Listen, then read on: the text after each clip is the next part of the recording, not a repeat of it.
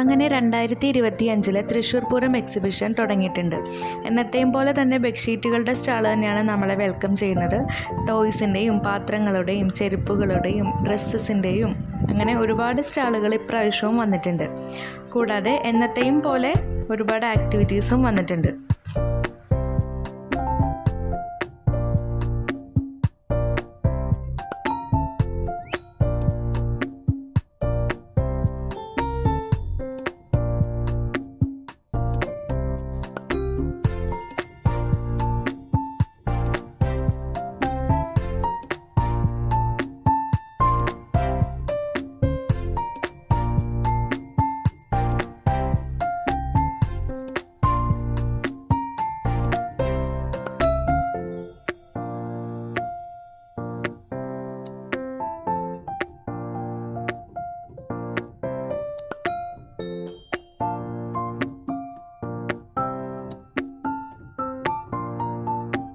Last Paramekkavu അമ്മേനെയും കണ്ട് ഞങ്ങൾ ഇറങ്ങി.